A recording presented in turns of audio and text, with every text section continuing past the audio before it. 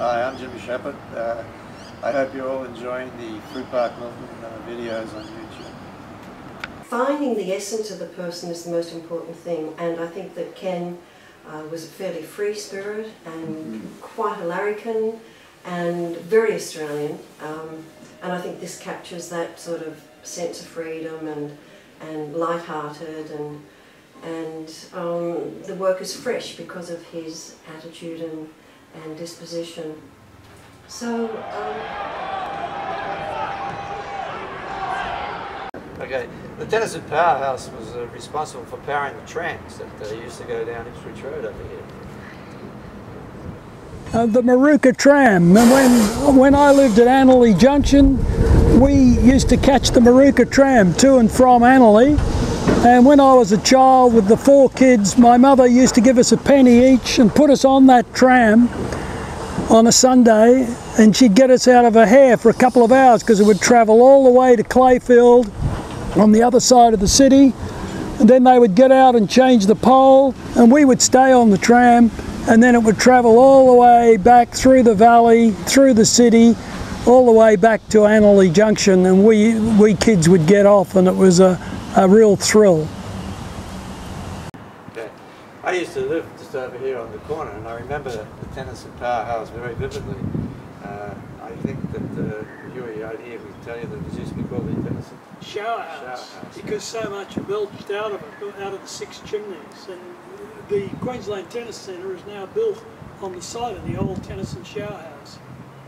And you used to watch Kenny going past. Yeah, Kenny Fletcher's dad used to run the train along the line here, and Kenny was always there on the train with his dad. He used to wave to us.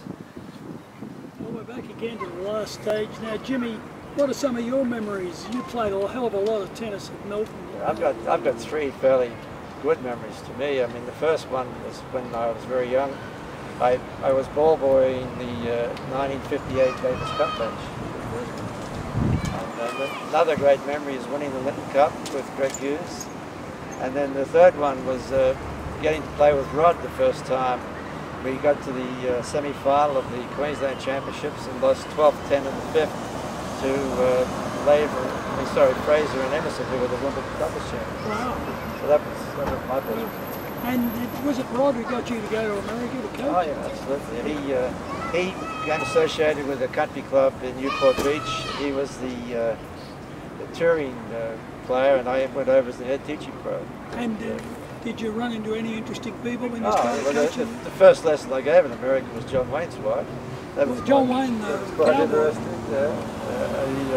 Funny story there. I mean, I was giving his wife, her name was Pilar, and I was giving her a lesson this one day, and the next minute I hear this voice behind me, and I turned around, and here's John Wayne with his son, and he had a plastic boomerang. So I went over and I said, "Mr. Wayne," he said, "the name's Duke, right off the mark." I said, "My father's in the film business in Australia. He's a film distributor, but I called my dad that night and told him, and he sent over a real boomerang, and he never forgot that." So you gave it to him? I gave it to him, yeah. We used to go to their house, watch movies every week. He was a wonderful person. Did you recognise his voice? Oh yeah, the voice, I mean, I couldn't believe it. You know, here I am, I'm nervous as hell giving Pilar a lesson, next minute Duke shows up. You know? And we'd watched him at the matinees at the Boomerang. Yeah, I know. But I mean, terrific person. I mean, he used to buy my kids presents. He took care of me every time. He used to give me a bottle of expensive tequila every night. So he didn't play tennis himself? No, but he was a terrific football player. Yeah, that's how he actually got into the movies. There was a famous cowboy in the old days called Tom Mix, and he got John Wayne. He saw him playing for the University of Southern California, and he got him a bit part in the movies, and that's how his career got started, was with Tom Mix. But I mean, he loved all sports. He loved tennis.